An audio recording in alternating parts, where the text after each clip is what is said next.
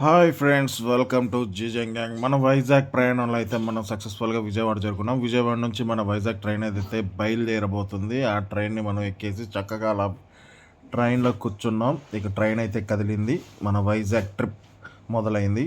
ఈ వెళ్ళే దారిలో నాకు చాలా అద్భుతంగా అనిపించిన ఒక ప్రదేశాన్ని మీకు వీడియో తీసి చూపిస్తున్నాను, చూడండి. మనం ఈ వైజాగ్ వెళ్ళిన తర్వాత ఆర్కే బీచెస్ ఎన్నైతే ఉన్నాయో అన్నీ, దాని తర్వాత అక్కడ ఉన్న జలాంతర్గామి, అలాగే వివిధ రకాల పలు ప్రదేశాలను మనం షూట్ చేసి మీకు వీడియో ద్వారా నేను చూపించాలనుకుంటున్నాను. మొట్టమొదటి మన వైజాగ్ దగ్గరలోనే బీచ్కి వెళ్ళాం. దాని దగ్గర నుంచి సబ్మెరైన్ దగ్గరికి వెళ్ళాం. అసలు ఆ సబ్మెరైన్ మన భారతదేశానికి ఎలా వచ్చింది, ఏంటనేది, ఎప్పుడు భారతదేశానికి తీసుకువచ్చారు, దీనివల్ల అసలు ఉపయోగాలు ఏంటనేది మనం తెలుసుకుందాం. ఇప్పుడు మీరు చూస్తున్నదే ఆర్కే బీచ్లో స్థాపించబడిన కురుసుర ఐఎన్ఎస్ జలాంతర్గామి. చూడండి, ఈ కనపడుతుంది మనకి ఆ సబ్మెరైన్ గురించి తెలుసుకునే ముందు ఒకసారి ఈ సముద్రం యొక్క క్లిప్ చూడండి. అలా సముద్ర ఒడ్డున నుంచొని ఉంటే ఆ సముద్ర పాలలు వచ్చి మన కాళ్ళకి తగులుతూ ఉంటే ఆ ఫీల్ మామూలుగా లేదు. అసలు చాలా అద్భుతంగా ఉంది. ఎర్లీ మార్నింగ్ 6:30కే మేము సముద్రం దగ్గరికి వెళ్ళిపోయాం. చూడండి అసలు ఎలా ఉందో ఆ ఫీల్ అనేది. అసలు ఈ ఐఎన్ఎస్ కుర్సుర జలాంతర్గామి యొక్క పొడవు వచ్చేసరికి 93.1 మీటర్ల పొడవు ఉంటుంది. అలాగే వెడల్పు వచ్చేసరికి 8 మీటర్ల వెడల్పు ఉంటుంది. ఈ జలాంతర్గామిని 2001లో విధుల నుంచి తొలగించి మ్యూజియంగా మార్చారు. ఇంకా మనం 100 రూపాయల టికెట్ తీసుకొని లోపలికి వెళ్ళిపోయినాం. ఫస్ట్ లోపలికి వెళ్ళగానే మనకి ఇలా కనపడుతుంది. ఒకసారి చూడండి, ఈ కనిపిస్తున్నవన్నీ రాకెట్లా ఉన్నవన్నీ బాంబ్స్.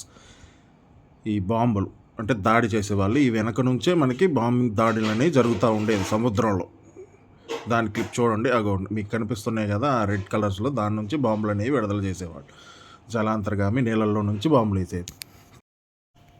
ఈ సబ్మెరీన్ లోపల చూడండి ఏ విధంగా ఉందో. అసలు ఎటు చూసినా కానీ మిషనరీ, మొత్తం వైర్లు, అసలు ఏ వైర్కి దేని కలెక్షను కానీ అర్థం కావట్లా. ఇప్పుడైతే ఈ ఆర్కే బీచ్లో ఉన్న సబ్మెరీన్లో ఏసీ కూడా పెట్టారు ఫుల్గా. మరి అదంతా హీట్గా ఉంటుంది, అందుకే జనాలు తట్టుకోవడానికి ఏసీ పెట్టారు. ఈ సబ్మెరీన్ 1969లో రష్యా చేత నిర్మించబడిన సబ్మెరీన్. ఈ జలాంతర్గామి 1970లో బాల్దిక్ సముద్రం మీద నుంచి మన విశాఖ తీరానికి అయితే వచ్చింది. అప్పటి నుంచి మన ఇండియన్ నౌకాదళానికి అయితే ఇది సేవలు అందిస్తూ ఉంది. సుమారు 1970 నుంచి సుమారు 31 సంవత్సరాల వరకు ఇది మన భారత నౌకాదళానికి సేవలు అందిస్తూ ఉంది. 2001లో దీన్ని సేవల నుంచి తొలగించారు.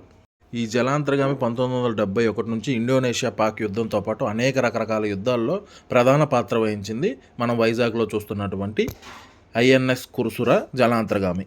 అప్పటి ఉమ్మడి ఆంధ్రప్రదేశ్ రాష్ట్ర ముఖ్యమంత్రి శ్రీ నారా చంద్రబాబు నాయుడు గారు ఆగస్టు 9, 2002న ఆయన చొరవతో ఇక్కడ మ్యూజియంని ఏర్పాటు చేయడం జరిగింది. అప్పటి నుంచి ఆర్కే బీచ్లో ఉన్న ఈ సబ్మెరైన్ జనాలను విశేషంగా ఆకట్టుకుంది. ఈ సబ్మెరైన్ లోపలికి మనం నడుచుకుంటూ పోతూ ఉంటే మనకి ఎటు చూసిన వైర్లు, మోటార్స్ ఇవన్నీ కనపడుతూనే ఉంటాయి. అసలు అది దేనికి సంబంధించిందో మనకు అర్థం కాదు. కానీ పైన నుంచి ఏసీ మాత్రం మామూలుగా రావట్లా. ఇక్కడ నుంచి విద్యుత్ కేంద్రం నెంబర్ పరికరాలు ఇవన్నీ చాలా రకాలు ఉన్నాయి, కానీ అవన్నీ మనకు అర్థం చేసుకోవటం రాదు. ఎందుకంటే అసలు ఆ మిషనరీని వాళ్ళు ఎలా తయారు చేశారు ఏంటనేది కూడా ఎవరికి తెలియదు. అసలు ఇది ఒక్క సబ్మెరీన్ తయారు చేయడానికి ఎన్ని సంవత్సరాలు పడుతుందో మనకైతే అర్థం కాదు. ఇగో ఇక్కడ నుంచే మనకి సముద్రంలో ఎవరైనా శత్రువులు ఉన్నారా లేదా అని కనుగొనడం జరుగుతుంది. ఈ కనిపిస్తున్నాయన్నీ మోటార్స్, దాని మోటార్స్. ఇగో మళ్ళీ ఇక్కడ ఒక బాంబ్స్ ఉన్నాయి చూడండి. అలాగే ఫ్రంట్ బ్యాక్ రెండు వైపులా బాంబ్స్ వేసే విధంగా దీన్ని అయితే డిజైన్ చేసేసారు. చూడండి, అద్భుతంగా ఉంది, మామూలుగా ఉండదు. ఇవన్నీ చూడండి అలా లోపలగా. ఇక్కడ మొత్తం కంపార్ట్మెంట్స్ 7 ఉంటాయండి. 7 కంపార్ట్మెంట్స్ ఉంటాయి. అవి మొత్తం మీకు ఈ వీడియోలో నేను చూపించడం జరిగింది. కంపల్సరీగా మీరైతే ఈ వీడియోను పూర్తిగా చూడండి, మీకు అప్పుడు చాలా బాగా అర్థమవుతుంది. ఇది కనిపిస్తుంది చూడండి, ఇది కూడా ఒక మిసైలే. మరి వీటిని ఏ విధంగా ఉపయోగించేవాళ్ళు అనేది మనకి తెలియాలి అంటే మీరు గాజీ సినిమా చూడండి. రానా నటించిన గాజీ సినిమా చూస్తే మీకు అసలు ఈ సబ్మెరైన్ అంటే ఏంటి, ఇది ఎలా ఉపయోగిస్తారు సముద్రంలో అనేది మనకి తెలుస్తుంది. అసలు ఇది సముద్రంలో ఏం చేస్తుందయ్యా అంటే, మనకి భూమి మీద జరిగే యుద్ధంతో పాటు అలాగే సముద్రాల్లో కూడా యుద్ధం జరిగేది. వేరే దేశస్తులు ఇట్లాగే సబ్మెరైన్లో వచ్చి మనల్ని అటాక్ చేసేవాళ్ళు. చూడండి, ఈ సబ్మెరైన్లో ఎంతమంది ఉంటే వాళ్ళు తినడానికి, అసలు వాళ్ళు ఏంటి టిఫిన్స్, వాళ్ళు ఎలా పడుకునేవాళ్ళు, వాళ్ళు అసలు దినచర్య ఏంటి అనేది కూడా మొత్తం మీకు ఇక్కడ క్లిష్టంగా ఉంది. చూడండి ఈ వీడియోలో.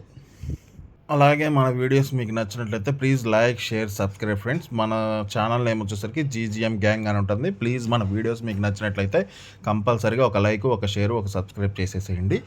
ఇటువంటి మరిన్ని వీడియోలు మీకు నేను చూపించడానికి నాకు కొంచెం బూస్ట్ ఇచ్చే విధంగా ఉంటుంది. తప్పకుండా మీరైతే సబ్స్క్రైబ్ చేసుకోండి. చూడండి అసలు ఆ వైర్లు, ఆ మిషనరీ, ఆ మోటార్స్, బాబు ఈ సబ్మెరైన్ చూస్తుంటేనే పిచ్చెక్కిపోయింది నాకైతే. ఈ సబ్మెరైన్లోకి మీరు ₹100 టికెట్ తీసుకొని లోపలికి వెళ్తే సబ్మెరైన్లో అసలు ఏమేమి ఉంటాయి, వాళ్ళు ఎలా ఉండేవాళ్ళు, వాళ్ళ జీవన విధానం ఎలా ఉంటుంది, సముద్రం అడుగున వాళ్ళు అన్నన్ని రోజులు ఎలా ఉండేవాళ్ళు, అసలు వాళ్ళు ఏం తినేవాళ్ళు అనేది మీరు ఆ ₹100 టికెట్ తీసుకొని లోపలికి వెళ్తే మీరు సబ్మెరైన్లో రియల్గా ఉన్నట్టు ఫీల్ ఉంటుంది.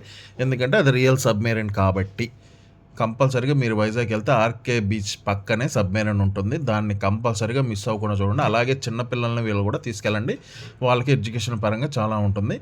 ఒక సబ్మెరైన్లో ఉన్న వాళ్ళు వాష్ చేసుకోవడానికి చిన్నది టాయిలెట్ కూడా చిన్నదే ఉంటుంది. మరి అందులో అంత కంఫర్ట్ లేని దానిలో ఎలా వెళ్ళారో మనకైతే తెలియదు. నిజంగా హ్యాట్స్ ఆఫ్ భయ్యా. సముద్రంలో ఉండి మన ఈ నౌకాదళంలో మనల్ని ఎంతగా కాపాడుతున్నారో ఈ సబ్మెరైన్ చూసిన తర్వాతే నాకు అర్థమైంది.